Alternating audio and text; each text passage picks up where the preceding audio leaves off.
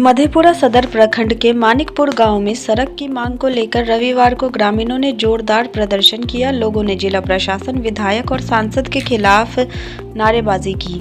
ग्रामीणों ने कहा कि गांव से 100 मीटर दूर एनएच और स्कूल तक पहुंचने के लिए कई किलोमीटर घूमकर जाना पड़ता है। बीच में रेलवे लाइन है जिसे रेल विभाग ने पूरी तरह बंद कर दिया है। इससे गाँव का रास्ता पूरी तरह अवरुद्ध हो गया है। ग्रामीणों ने बताया कि लोकसभा चुनाव के समय भी उन्होंने वोट का बहिष्कार किया था, तब प्रशासन ने आश्वासन देकर वोटिंग कराई थी। 1 साल बीतने के बाद भी कोई ठोस कदम नहीं उठाया गया। अब विधानसभा चुनाव में भी वोट बहिष्कार की चेतावनी दी गई है। ग्रामीणों ने कहा कि रास्ता नहीं होने से गांव पूरी तरह प्रभावित है। आपदा की स्थिति में एम्बुलेंस और दमकल की गाड़ियां समय पर नहीं पहुंच पाती हैं। लगभग 8,000-9,000 की जनसंख्या है और मानिकपुर आने के लिए 5-7 किलो 10 किलोमीटर हम लोगों को घूम करके जाना पड़ता है। मधेपुरा जो कि 2 किलोमीटर है।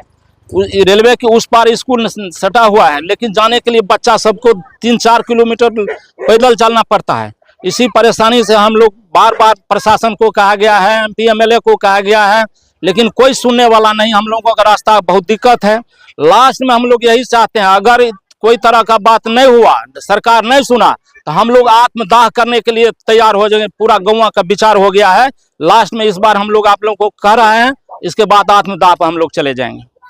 किया गया था, उसके बाद जो है प्रशासन के द्वारा हस्तक्षेप किया गया, तो उसमें क्या कुछ नहीं हुआ? कोई तरह की बात नहीं हुई है। न MP सुनता है, न MLA सुनता है, कोई तरह की बात नहीं हुआ है। वोट मांगने के लिए तो MP MLA आते होंगे आप जी, उसमें तो वादा करता है जी इस बार आप वोट दे दीजिए, वोट के बाद हम लोग सुनेंगे, लेकिन जब वोट होने के बाद कोई तरह की बात नहीं सुना जाता है।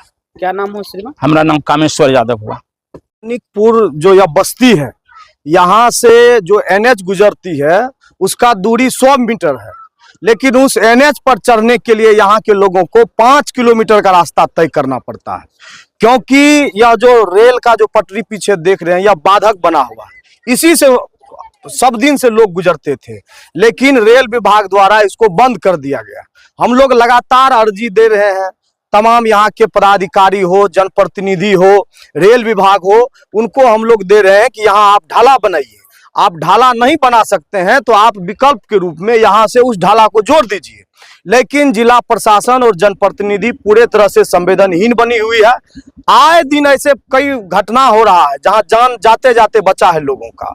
बच्चा बगल में स्कूल है, स्कूल जाने के लिए बच्चा को 5 किलोमीटर घूमना पड़ता है।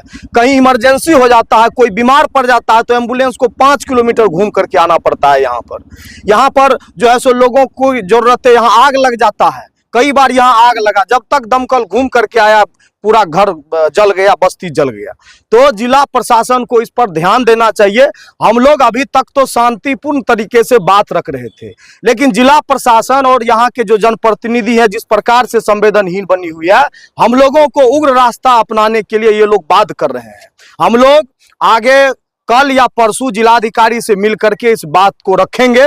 अगर अविलंब इस पर कार्रवाई नहीं हुई तो इस पंचायत के, इस टोला, इस बस्ती के जितने महिला, पुरुष, बच्चे बच्चियां हैं, सब आकर के ट्रेन के पटरी पर अनिश्चितकालीन या तो हम लोगों पर ट्रेन चढ़ा दे या तो हम लोगों का रास्ता दे दे।